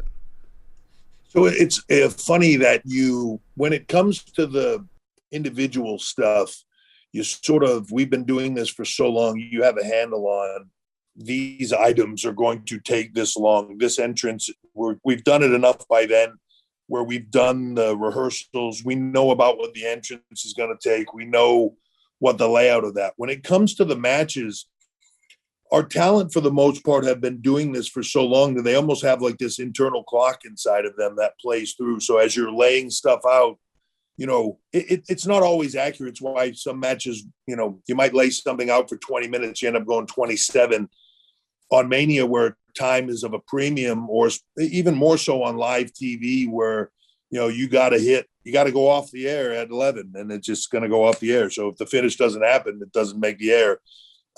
You got to be pretty accurate with it. You learn to do that over time. It's tough. There's a constant dialogue of the performers talking about things like, so that aftermath there with the run in, and this feels like it's about 2.5. So let's budget that for 3. So that means we need to go here and have the finish take place here because we need 3 minutes on the end of that. Just constant dialogue going of you're trying to figure those things out. And then as the production is coming through, time cues are happening and you're trying to be as accurate to it as possible. But it's a process. And I can tell you from our standpoint, we sit up there and do all this stuff. But if you've never been in it and you were to come up to what we call gorilla position, where everybody goes out, we sort of control everything. If you're not used to that, the amount of information that's happening and how fast it's happening and how quickly people are talking and changing things is mind-boggling. To us, it's just kind of what we're doing and it's just happening. But I think if you weren't used to that, you'd be like, oh my God, how do they ever possibly do this show, and have it work? Yeah. Because it's all over the place. So NXT is kind of your baby. Wednesday and Thursday, we have the takeover. What should we expect from that? Because I think a lot of people are excited, and you've done a great job. You now see the kind of minor leagues. I don't want to call it minor leagues, but you've seen the transition where some of the people you have signed are now wrestling in WrestleMania. But what can we expect on Wednesday and Thursday night? Yeah, so I think over the years, NXT's grown from being just kind of exactly that, only a developmental product where you saw these new talent come in and then they made their way up and they kind of either thrived or fell off as they made it to Raw and SmackDown. And you see that from everybody from, Roman Reigns to Drew McIntyre to, Big E even was, in NXT and was champion there. I think NXT now has morphed into becoming sort of its own brand, and we will have 2 nights of what I think tends to be this will sound bad because I don't want it to sound like a knock, but sometimes I will hear people describe NXT as a bit more passionate in that it's sort of like college football where you're still playing for the love of the game. It hasn't become about just money yet or just position yet or, questioning if a guy's going to stay in there because, he might be slightly injured, so he's going to pull himself out of it. Whereas I think in NXT that that passion comes across harder. They're still trying to prove a point. They're still trying to make a name for themselves and still trying to prove to the world that they are among the best in the world. And so I think when you get to that level and, you get to night 1, you're going to see people that are some new people like Raquel Gonzalez is going to be there to try to show the world that she's one of the best women in the world. And Io Shirai, who's been considered that, is going to make sure that everybody knows that her spot is well received. And then on the next night, you're going to have the same thing with Balor and guys like Balor and Adam Cole that have been there for a long time or been in the business for a long time, continuing to show their dominance. But yet guys like Kyle O'Reilly, Karrion Kross, trying to show, hey, I'm that next generation and I'm taking this spot. So I think you see that passion a bit more. The in-ring product is intense. When it comes to like NFT stuff, Big Cat and we're both pretty dumb, but I think we understand what NFTs are. We don't get them, but I feel like WWE is like tailor made for NFTs. Like if I could buy like Mick Foley jumping off of a cage or Stone Cold spraying the beer hose down or like driving the beer truck out. That to me makes more sense to like buy those moments than like a random NBA block. So is that something that you guys have been exploring at all? Yeah, I think those are things as technology changes, as those opportunities become available. It's always things that we're looking at. Vince has a big philosophy of not wanting to be the first person to jump in the pool. You also don't want to be the last person to jump in the pool. You want to kind of let 1 or 2 people jump in there, make sure it's safe, then you jump in. And that's, I think, where we are. But we look at all those options. And I do agree with you. I think in some ways we're tailor-made for that, rather, like you said, rather than some random dunk or something like that in the NBA. Our moments are iconic. It's what we do. We create iconic moments. Andre slamming Hogan or whatever that is. Those iconic moments that live forever in people's minds. I think those are the things that lead themselves to that. And look, to be honest with you, I'm like you. I don't necessarily fully understand that stuff, but it's something we look at and have a lot of people in our company that are a lot smarter than me of those things, looking at them constantly. Quick headline grab. CM Punk. You remember maybe give him a call. When was the last time you talked to him? Last time I talked to him, year and a half, year and 3/4 ago.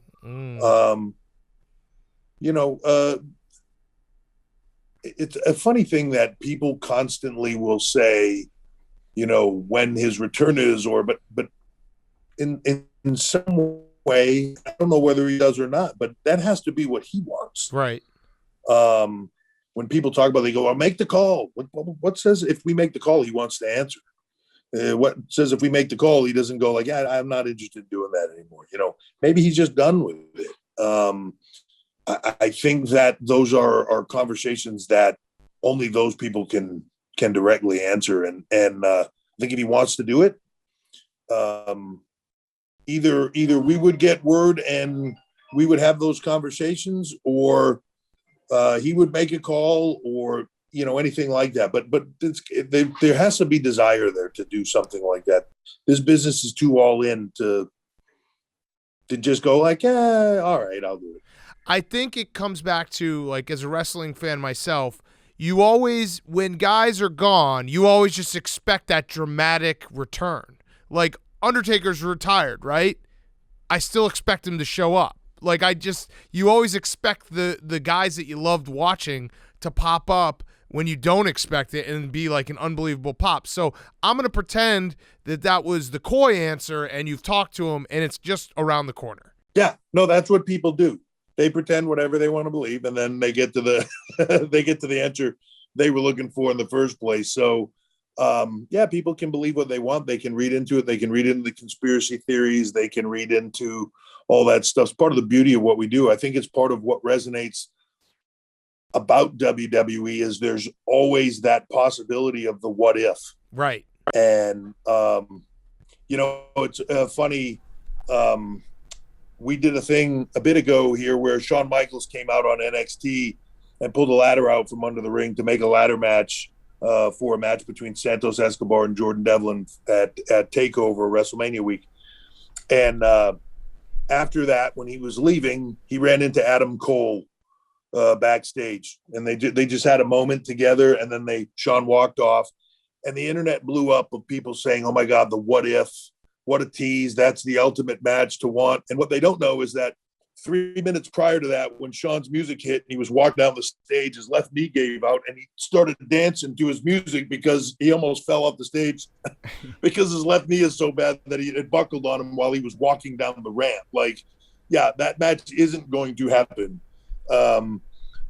But in your mind, it's always the what if, right? And those are that's kind of the magic of what we do. Any moment Taker can come back. Any moment maybe Kane can come back. Whether when it's done you are glad you saw it is another question, but it's there's always that what if. That was such a smart way for you to just be like Adam Cole and Shawn Michaels are never gonna be in the ring together. That was smart by you. That was a good cover up. Good job. Yeah. Triple H, you're good at what you do. But I could just be making that up totally to throw you off. Yeah, that's what I was going to say. Side when that match is made. I was going to say, like, why would you have gone to those links to tell me that story right there? You're reading off of something behind you. This is not the first time you've done press. Right. Exactly. Well, with the CM, which is like it's the same thing. It's why you wear glasses. Yep. So I don't know when you're lying during these interviews and stuff. The entire time, everything that I don't believe a word that I say. Honestly, the don't worry, I didn't. The CM Punk stuff. It sounds to me like it's just a case of like a couple, and you're waiting for the other person to make the call. Like, show me that you want this. He's probably on the other end being like, I'll take their call anytime they want to call me. Mm-hmm. But so maybe we can say for the record, you're saying that if CM Punk were to call you, you would take that call. You would be interested to speak with him. Look, I think at any point in time, if somebody in this business, it's a funny thing, like people say, would you take the call? I don't know that I can't think of anybody in the business that if they called me, I wouldn't take their phone call, whether in the business or whatever, right? I would answer the phone. I think we would have a conversation about it. But again, CM Punk worked with us on the Fox show, a year ago? And there was opportunities there. There were people around each other at all times. I'll never say never, but the desire needs to be there on all sides to make things happen. Mm-hmm. What about you? When's the next time we're going to get you in the ring? Of course, I could be just saying that. You know what I'm saying? Yeah, I hear you. Yeah, exactly. What about you, Triple H? When are we going to see you in the ring again? Oof, I hope not for a while. It's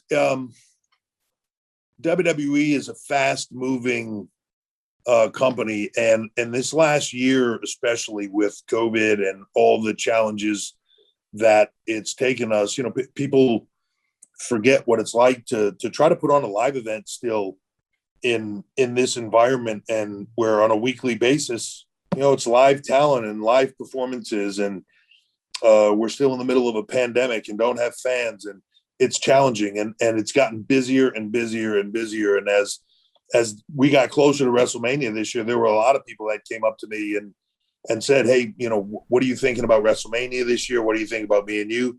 AJ Styles, being one, was very vocal about it. He kept calling me out on the internet, doing all this thing. And, we talked about it at TV, and I was like, AJ, it's not going to happen, dude. Like, I know you think you're just baiting me into this somehow, and that I'm I'm playing coy and I want you to come out, but it's not going to happen. Like, I just don't have the time or the bandwidth to be able to do it. So, of course, that could also be my story, right?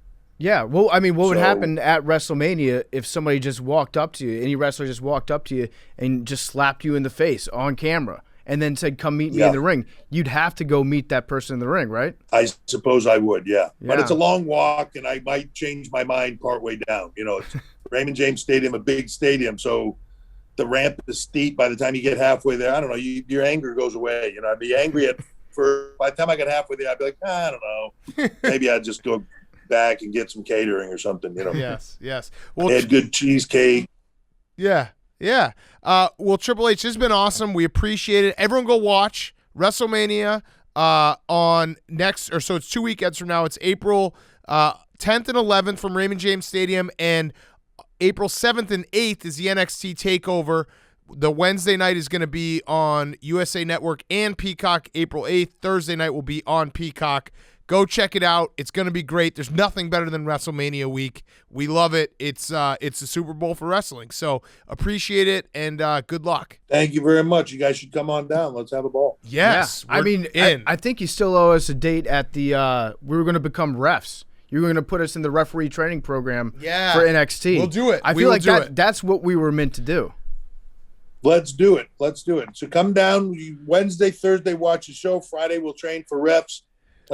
Saturday, Sunday, WrestleMania. Perfect. All right. Well, thank you so much, Triple H. We appreciate it. Appreciate it, guys. Thank you very much. Triple H is brought to you by Viore. New sponsor alert. Viore, it means mountain, but to us, it represents the view from the summit, the expansive clarity that it can provide, and awe-inspiring experience that it brings.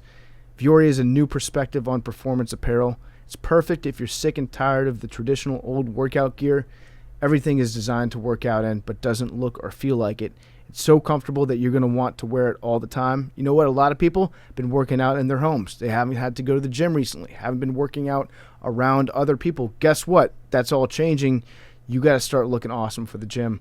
Their product is incredibly versatile. It can be used for just about any activity. You can run, it can be used for cross-training, yoga, but it's also great for lounging or for weekend errands. It's incredibly versatile. It's super comfortable. It's designed to look great in everyday life, even outside the gym, so it's perfect for any workout or any activity, and Viore is an investment in your happiness. For our listeners, they're giving you 20% off your first purchase. Get yourself some of the most comfortable and versatile clothing on the planet at viore.com/PMT. That's VUORI clothing.com/PMT. Not only are you going to get 20% off your first purchase, but you can enjoy free shipping on any U.S. orders over $75 plus. On top of that, free returns. Go to VioreClothing.com/PMT. Discover the versatility of Viore clothing. The interview is also brought to you by Roman Swipes. Most guys have tried different ways to last longer, but thinking about baseball doesn't always work. The folks at Roman, an online men's health company, are changing the game with Roman Swipes, the secret to longer lasting sex. Roman Swipes are a clinically proven way to last longer in bed or watching a Miley Cyrus concert. They're effective, they're easy to use, they're fast acting, but they don't require a prescription. Roman can ship swipes to you in discreet, unmarked packaging, and each swipes packet is small enough to hide in your wallet for whenever you need it. They're super easy to use. You just take the swipes out of the packet, swipe it on, let it dry, and you're good to go. That's it. Go to GetRoman.com/take. You can get your first month of swipes for just $5 when you choose a monthly plan. That's GetRoman.com/take. Okay, let's get to some segments. We should just do an emergency way to stay relevant baseball. Shohei Ohtani is fucking electric. Yes. So we actually, before we started the show, we were like, hey, let's wait and see him hit. He throws 101 in the first inning, and then he hits a fucking bomb in the second, bottom of the first pitch. He's like the modern day Babe Ruth. It's the plot of The Natural, if you've ever seen that movie. Yeah, this is awesome. This makes baseball so much fun. Yeah, I feel bad for Mike Trout because more people are going to be able to recognize Ohtani than Mike Trout, probably already in the world. Yes. And the only weakness in Ohtani's game is he's beanable. Yeah. So like if you really wanted to do it, you could just bean Ohtani 4 or 5 times a game. Yes. to really take away their best offensive and defensive player? Yeah, but Yes. why would you being the guy that could literally just beat Beat you right back? Yeah, that's a good point. He can beat everybody. yeah. Well, You then don't wanna that's beat fine. him. You want He throws faster than what you can beat him. he can't beat all of us. Yeah, he could. Yeah, I guess he probably could. Yeah. So people But then forget you that Mike Trout is give up 30 years some old runs. and has never won a playoff series. Oh, Or never game. been? Ben? No, he's been. Has he Never been? won. Never won, I I believe. don't know if he's been. Is he like Never the been? is Mike? Jake is saying no. And I don't think he it's has no. either. I don't think he's been. I think he's the Ryan Fitzpatrick of baseball. I don't think he's been. Brandon Marshall. I don't think he's been. Has he been? The last time they were in the playoffs was 2014. They got swept in the ALDS. Was he on that team? So 0 wins. Yeah, never won a playoff Okay, so he's game. been to the playoffs. Have you really been though? If you've never won? Right. Yeah. He Pro- got swept? Yeah, I don't his think debut so. was 2011. Okay, so he's been, but he has not. It was also Tim Kirsten probably had a like an hour-long orgasm because I was looking it up about Ohtani. The last time a AL team didn't have had the pitcher DH was actually Joe Madden incorrectly filling out the lineup card in 2009, where he had Yeah, two third basemen. it's very funny. So then they had to cancel one third baseman, and the pitcher had to hit. How many baseball fantasy league managers are getting emails from everybody in their league trying to figure out how to score Ohtani's performances? I think they did change the rules, right, Jake? You were saying something about it. What My about question, roster numbers? My yeah. question. This might be a very stupid question, but if he comes out of the game as a pitcher but stays in the game as a DH, can he come back in the game as a pitcher? Because he never came out of the game As a closer, or whatever. that'd be sick. Also, What were you say, Hank? No. Why? He did come out of the game. No, but he didn't. He's still in the game. You're a DH. Like if you're a pitcher and you go and you come out of the game, but you go to first base, you could then come back and pitch. Could you not? well, no, I don't think that you could. What would happen if you got put in the game as a first baseman? There's and you no were the shot DH? that you can be removed as a pitcher and come back as pitcher. Because they don't stay in as hitters. because it's never happened before. Right. I don't think it's defensive and offensive. I think it's different. I think it's the same as hitters. Like you couldn't be a DH, get taken off as DH, and then become the pitcher and come back I as found DH. the rule, but it's little league rules, so it doesn't count. As long as he remains active in the game, he can re-enter as a pitcher. This is from Cora. No shot. Is that little league? 'Cause that's the first thing that it's came the up for me. QUORA where it's like Oh yeah, that crowdfunded website, answers. it's Yeah. sick, yeah. So And that person It's says usually yes. like one guy who's the president of a strange app company in Silicon Valley that Right. answers all the questions. What they should do is they should have him like come out of the lineup when there's going to be left-handed batters for that inning, and then come back the next inning. Right. They should treat him just like, yeah, he's going to break the rules of baseball. Okay, I'm on a message board called Baseball Fever that has this is a thread from 2008. Can a pitcher come on to pitch, then after he's done get switched to play another position, and then come back to pitch? That's the question. Mm-hmm. It's illegal in Little League divisions below. Yes, players may switch positions at any time during the game, with the following rule being the only restriction in the pitching position.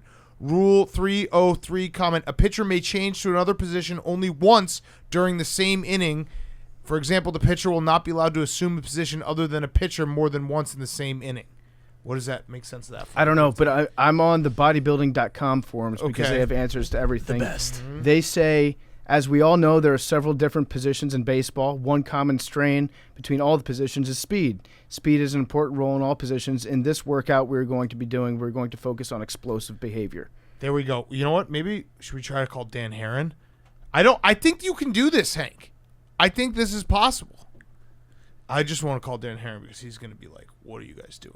Why are you calling me?" I don't think I've ever FaceTime him? I don't know. No, he would never pick up the FaceTime. the You think pugs? he's a FaceTime guy? I don't know. If you have pugs, I think that's what you use them for, right? That's true. What's the point? Yeah. We'll cut this if he doesn't pick up. And it'll also really hurt my feelings. I haven't talked to him in a year.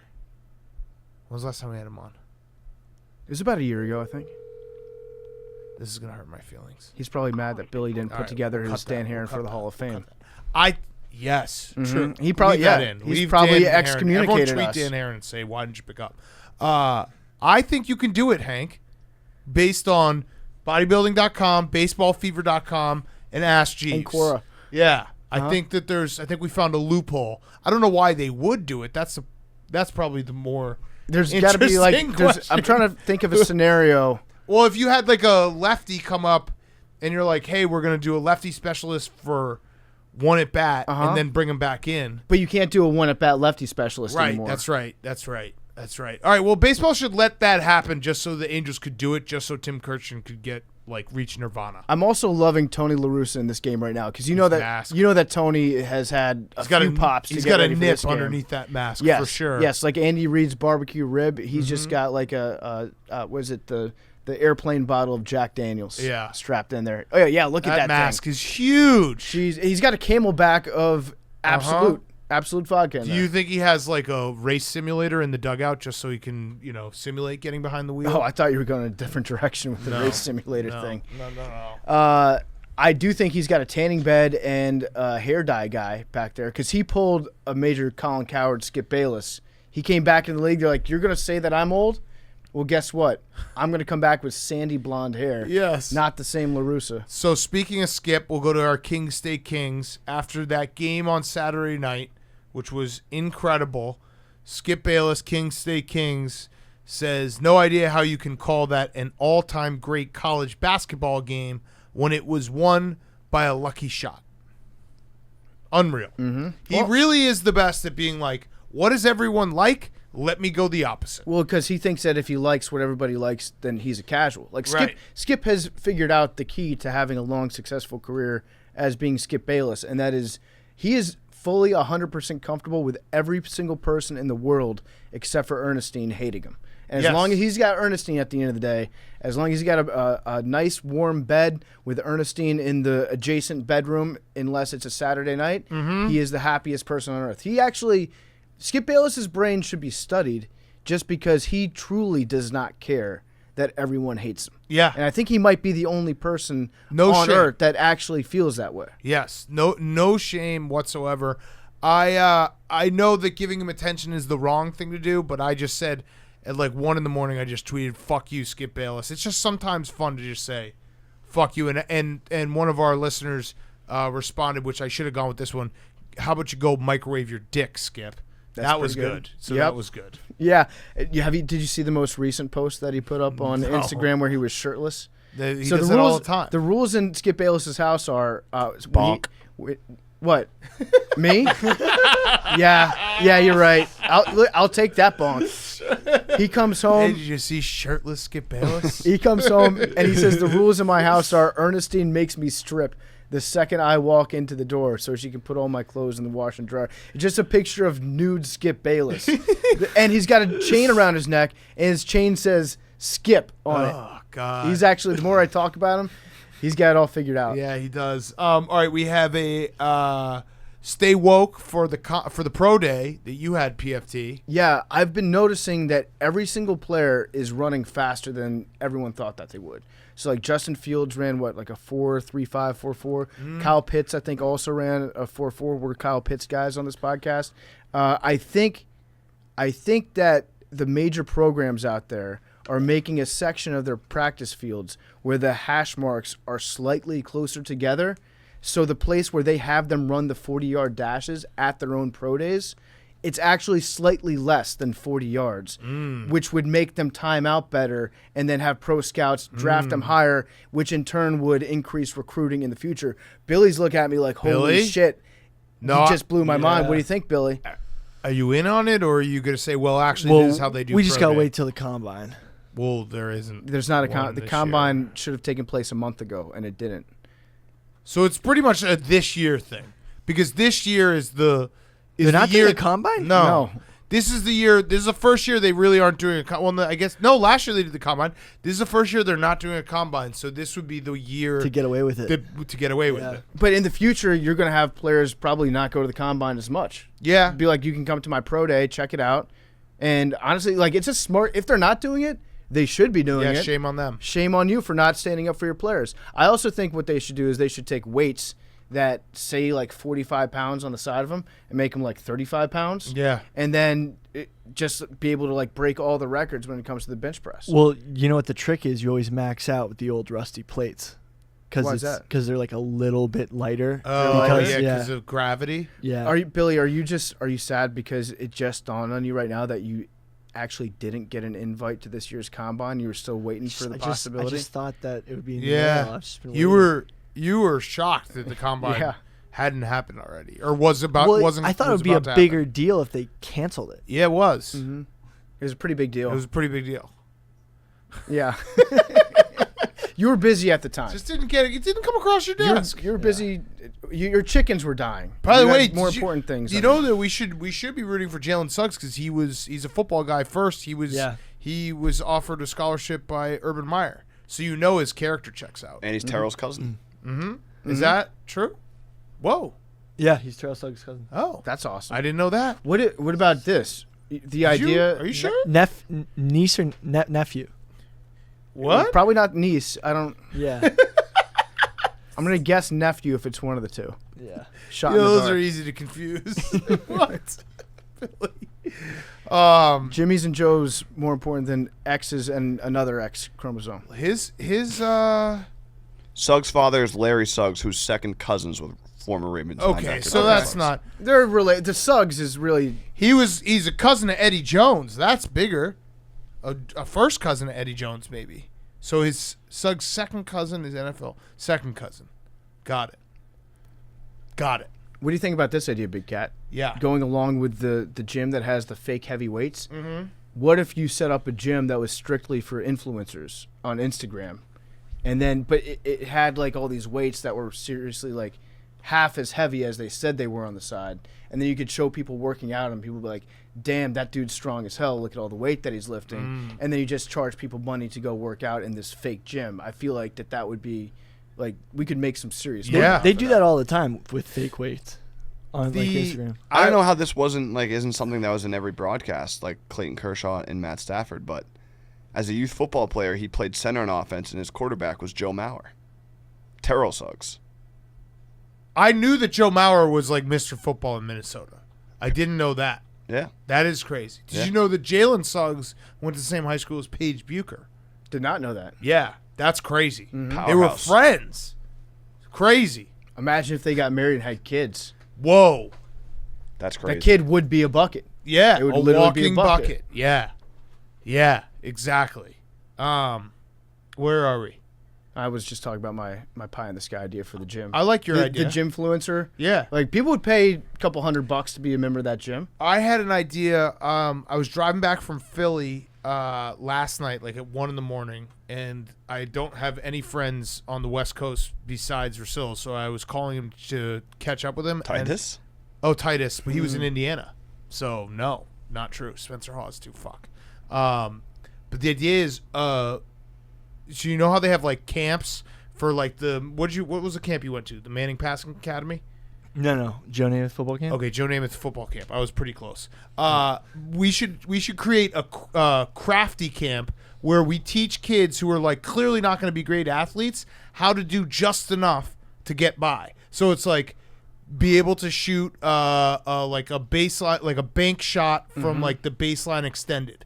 Be able to hit opposite field in baseball. Actually, like given our network of Yeah. people that we've had on this show, I actually think that we would have the best possible roster of counselors for that. Crafty, top spin on a tennis shot. So it's Yes. like we're not going to teach you how to serve. Yep. You're not going to be able to you're not going to be able to like dunk, but we can teach you how to do the few things that everyone will be like, "Ooh, that was kind of cool." We need a knuckleball guy. Yeah. That's really the Knuckleballs, Only, yep, that's another the gap one. that we have. Yes. But like Mark Schlereth would be the head instructor for the football camp. Like, here's how you get away with holding on every single play. Right. Yeah, and also piss yourself before every play too. Right. Shit yourself if you have to. Teach like old man tricks on every sport to kids, and it's basically just a group of kids. It's like we figured out that you'll never be really good at any of these sports, but we can give you enough that when you're playing, people are like, "Ooh, look at that!" Like Yeah. the guy the kid who is like a little pudgy and just runs 3-point line to 3-point line and just is wet from 3, like and can't do anything else. But, Matthew like, Dellavedova's charge taking station. yeah, there's like the little crafty things. I think we could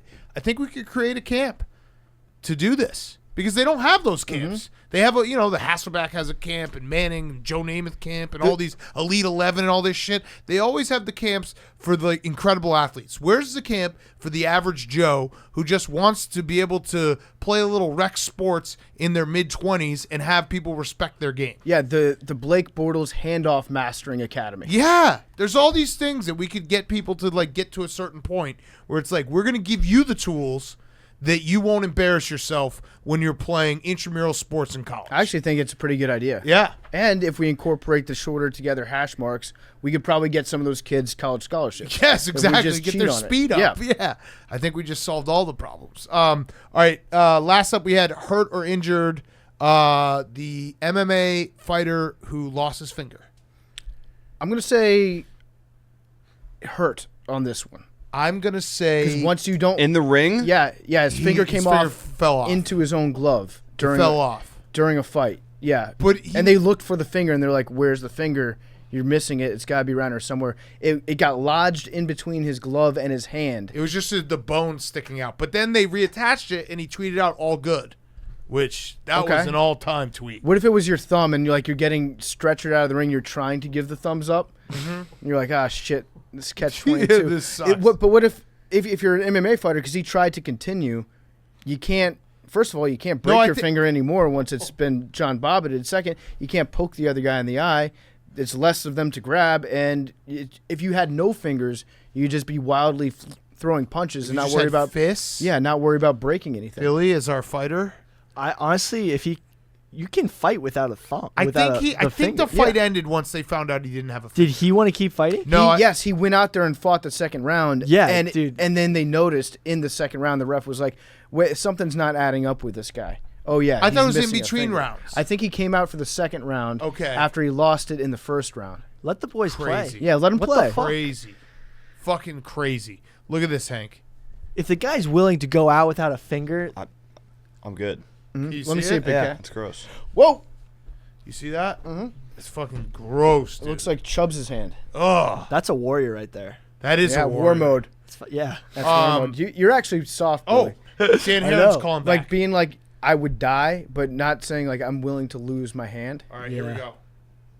Hey, Dan. Hey. We're in the middle of taping Pardon My Take. If Shohei, am I saying his name right? Shohei Ohtani. Shohei Ohtani came out of the game as a pitcher but stayed in as a DH, could he go back in as a pitcher? I don't think so. Why not? No. Let's see. I think if he gets removed from the game as the pitcher, then you lose the designated hitter. What? No. Yes. No, because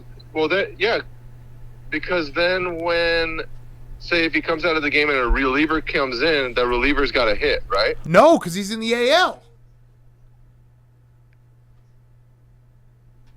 Huh. It just blew your mind. Yeah. Yes. We couldn't find the answer on the various message boards we tried to find. So we It's were definitely no. who's the guy? I could find out though. Okay, find out for us. Just text me when you find out. But yeah. I'm gonna text my guy right now. Okay. All right. Thank you, Dan. Hope you're well. Say You hi got to- to come back on soon. Say hi to the pugs for me. You're just saying that now. No, we mean that. Say hi to the pugs. Say hi to the pugs. I want to pugs. see your pugs again. Well, one died. Oh, What the? I'm sorry. My dog died too. All right. It Thank was you. awful. Thank It was you. awful. My dog has a huge dick. Thank you, Dan. I'll talk to you later. Oh no. I knew. Why'd you say pugs? I said pug. I said you added the plural on there. I knew you were playing with fire with that. 'Cause when you don't talk to someone who for like a while, and you're like, "Hey, how are those pugs?" You know, that's why we haven't reached out to him in a while, because we wanted to give him some time. oh man. Did you Sad. say it a guy?